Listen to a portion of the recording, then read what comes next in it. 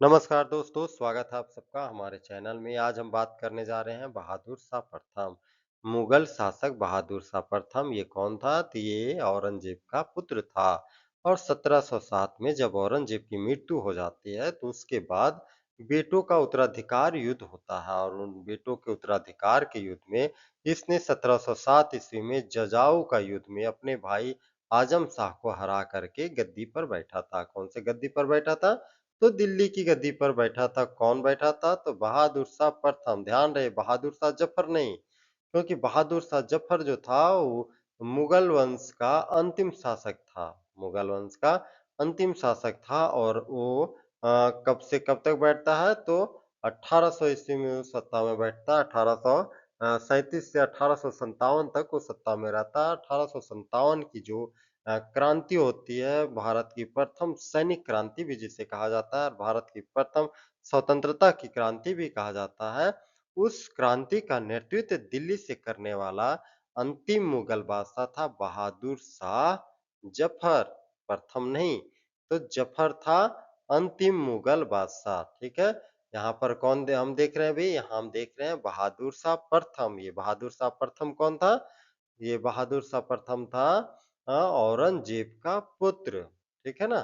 औरंगजेब का मृत्यु के बाद जब औरंगजेब की मृत्यु 89 इयर्स ओल्ड में हो जाता है, उसके बाद उसके बेटों में उत्तराधिकार की युद्ध होता है और उत्तराधिकार के युद्ध में ही जजाऊ नामक स्थान पे 1707 ईस्वी में उसके भाई मुज्जम के साथ युद्ध करता है। कौन?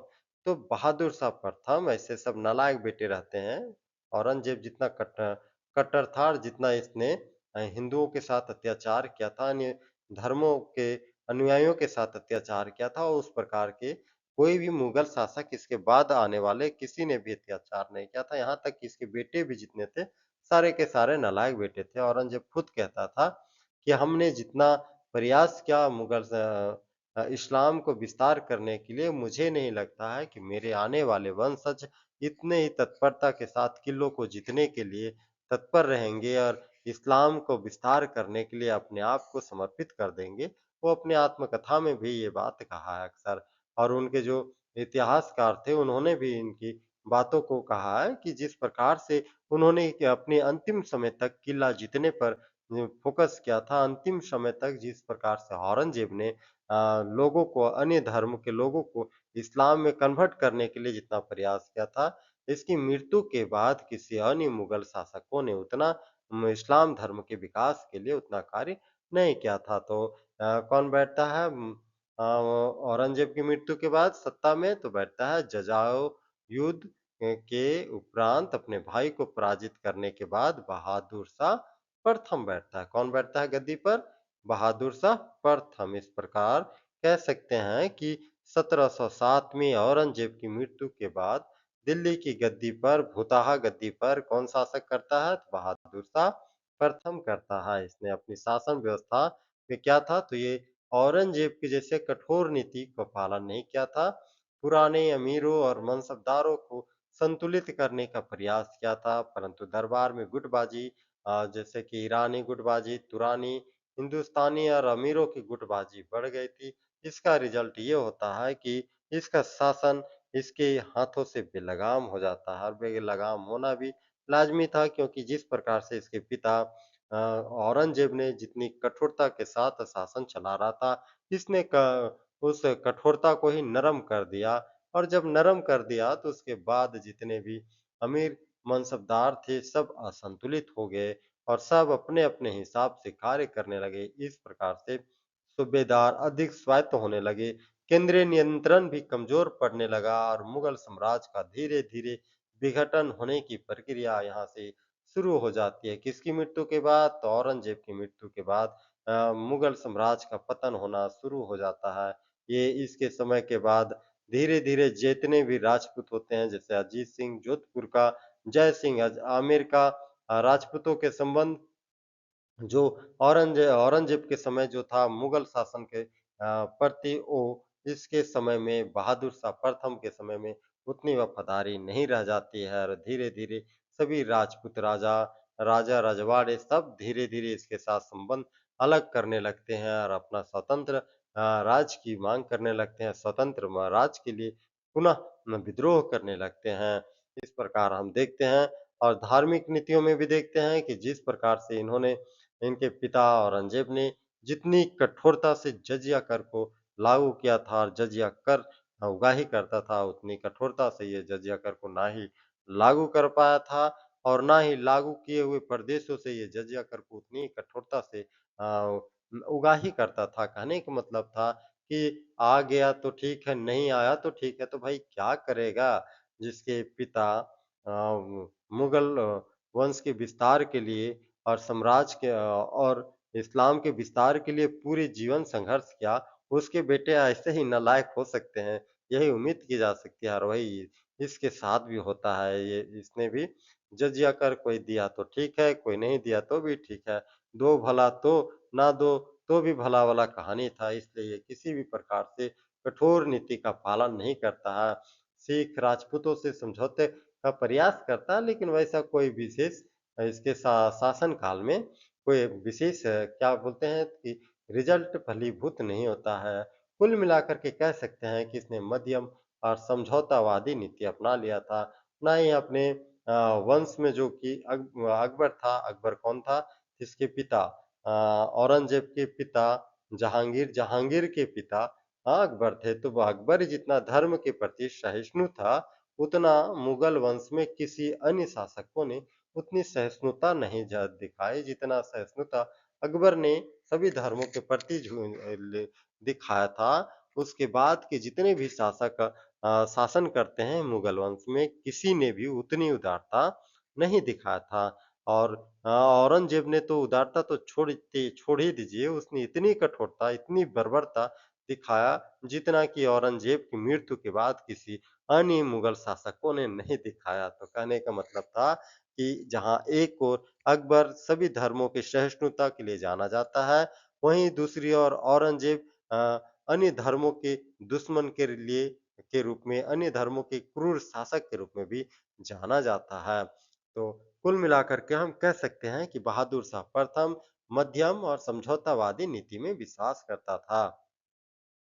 किसी प्रकार से यदि युद्ध की बात करेंगे, तो इन्होंने कुछ खास युद्ध भी नहीं किया था। मारवाड़ और आमेर के साथ प्रारंभिक टकराव थे, लेकिन बाद में क्या कर लेता है, बाद में समझौता कर लेता है राजपूतों के साथ और जो टकराव था उसे समाप्त कर देता है। सिखों से संघर्ष गुरु गोविंद सिंह से भेंट किया था, बाद में बंदा बहादुर जो था उसके विद्रोह को दबाने का प्रयास करता है, जिसके कारण पंजाब में थोड़ी अस्थिरता आ जाती है, लेकिन उसके बाद भी सिखों के साथ भी सिमिलर व्यवहार इसने बनाए रखता है। किसी प्रकार से सिखों के साथ भी किसी तरह से इसका व्यवहार सही बेकार नहीं जाता है। मराठा समस्या बनी रहती है। क्यों? क्योंकि मराठा 2 गुटों में बँट जाता है, एक साहू और दूसरा ताराबाई के गुट में बँट जाता है। इस प्रकार मुगल सत्ता मराठों पर पूर्ण नियंत्रण ना कब तब रख पाया था जब औरंगज़ेब था और ना ही अब रख पाया है। इस प्रकार कह सकते हैं कि मराठा एक लौता ऐसा शासन रहा जिस पर मुगल वंश किसी भी समय में चाहे कितनों कठोर नीति लागू करने वाला औरंगज़ेब आया हो या तो उसका बेटा बहादुर शाह प्रथम आया हो, किसी ने भी पूर्ण रूप से जो मराठा है उस पर शासन नहीं स्थापित कर पाया था। साम्राज्य की स्थिति में हम कह सकते हैं कि इसे क्या कहा जाता था तो साहे-बेखबर समझ रहे हैं कि साहे-बेखबर मतलब दुनियादारी से किसी भी प्रकार से इसे खबर नहीं था कि दुनियादारी में क्या हो रहा है मतलब बेखबर साहे बेखबर के नाम से इसे जाना जाता था। कुछ इतिहासकार इसे क्या कहते हैं इसके समय में कहते हैं कि केंद्रीय शक्ति कमजोर हो गई थी, प्रांतों में स्वायत्तता बढ़ गई थी और वित्तीय संकट गहरा गया था कारण कि ये इतना अयास भरी जिंदगी जीने लगा था कि वित्तीय संकट क्योंकि जब जजिया कर को भी पूर्ण रूप से लागू नहीं कर पाया था, जजिया उगाही भी पूर्ण रूप से नहीं कर पा रहा था, तो वित्तीय संकट तो गहराना ही गहराना है। तो वित्तीय संकट इसके समय में बहुत ज़्यादा गहरा गया था। इसकी मृत्यु बहुत ज़्यादा समय तक जीवित नहीं रह सका और 1712 में इसकी मृत्यु हो जाते हैं। मृत्यु उपरांत इसके उत्तराधिकार का युद्ध होता है और उत्तराधिकार के युद्ध के तहत मतलब मुगल वंश में देखेंगे ना कि उत्तराधिकार के युद्ध के बगैर दूसरे को कभी जो है कि शासन मिला ही नहीं। तो मुगल इतिहास में उत्तराधिकार का युद्ध अपने भाइयों के साथ करना अनिवार्य हो गया था। इसके बाद के जितने भी शासक आते हैं वो निकम्मे होते हैं, तो उन सबको एक स्लैब में लाने का काम किया हूँ। यहाँ पे बहुत ज़्यादा दिन अन्य किसी ने नहीं रहा था, जैसे कि जहाँदार शाह ये देखेंगे 1712 में आता है, 13 में निपट जाता है, इसको पीलिया हो जाता है, मर जाता है। फर्रुखसियर जो था 13 में आता है और 17 में मर जाता है, इसको भी निमोनिया कहते हैं कि इसको निमोनिया हो जाता है, निमोनिया की वजह से ये भी निपट जाता है। उसके बाद आता है रफुदुल दराज, दराज आता है जो कि 1719 में और 1719 में कुछ महीनों के लिए रहता है, ये भी मर जाता है। शाहजहाँ द्वितीय रहता है, रफ़ी-उद-दौला जिसे कहते हैं, ये 1719 में कुछ महीनों के लिए भी रहता है। उसके बाद आता है मोहम्मद शाह। ये क्वेश्चन्स आता है कि किस मुगल वंश के शासक को रंगीला बादशाह के नाम से जाना जाता है? तो किस मुगल शासक को रंगीला बादशाह कहते हैं? तो मोहम्मद शाह को। मोहम्मद शाह को रंगीला बादशाह के रूप में जाना जाता है। ये क्वेश्चन यहाँ से आता है मात्र, इसके बाद की कोई क्वेश्चन आता नहीं है। इसका शासनकाल रहता है 1719 से 1748। एक तरह से कह सकते हैं कि ये कुछ लंबे समय तक शासन करता है। इसके बाद आता है अहमद शाह बहादुर 48 से 54, ये भी कोई लंबे शासन नहीं करता है। आलमगीर द्वितीय ये 54 से 79 तक। शाह जहां जहां थर्ड आता है, शाहजहां थर्ड 79 से अल्पकाल के लिए भी निपट जाता है। उसके बाद आता है शाह आलम द्वितीय जो कि 59 से 1759 से 1806 तक चलता है। उसके बाद आता है अकबर द्वितीय का शासन रहता है 1806 से 1837। उसके बाद अंतिम मुगल वंश के शासक रहता है बहादुर शाह जफर, जिसके बारे में हम एक अलग वीडियो लेकर आएँगे, क्योंकि ये अंतिम मुगल शासक रहता है और इस इन्होंने कह सकते हैं कि इतने 12-12 न नालायक मुगल वंशों के शासकों के बाद अंतिम शासक बहादुर शाह जफर रहता है, जिसने ये अंतिम मुगल वंश का अंतिम शासक के तौर पर दिल्ली की राजगद्दी पर सिंहासन किया। और इसने सैनिक विद्रोह जब 1857 में हुआ, तो दिल्ली से इन्होंने ही नेतृत्व प्रदान किया था। कहा जाता है कि दिल्ली से नेतृत्व इनके द्वारा किया गया था, बहादुर शाह जफर के द्वारा, लेकिन इसका जो सेनापति बखत खां था, उसने सैनिक विद्रोह का संचालन किया था। किसने किया था सैनिक विद्रोह का संचालन? तो बहादुर शाह जफर का जो सेनापति था बखत खां ने इस 1857 की क्रांति का क्या किया था? संचालन दिल्ली से किया था। कौन था? तो बहादुर शाह जफर का। 1857 की क्रांति में ये अंग्रेजों के द्वारा बहादुर शाह जफर को पकड़कर रंगून भेज दिया जाता है। रंगून भेज दिया जाता है किसे? बहादुर शाह जफर को। और इस प्रकार से भारत में मुगल वंश का समाप्ति हो जाता है 1857 के बाद। और यहाँ से शुरू होता है किसका वंश? तो ईस्ट इंडिया कंपनी का शासन दिल्ली में स्थापित हो जाता है।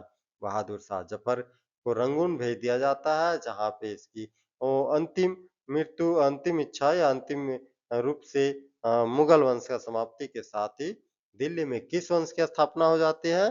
तो दिल्ली में स्थापना हो जाता है ईस्ट इंडिया कंपनी का 1857 की बात। तो आज हमने मुगल वंश का प्रारंभ से लेकर के अंत तक की वीडियो को हम बनाने का कंप्लीट कर दिया है काम।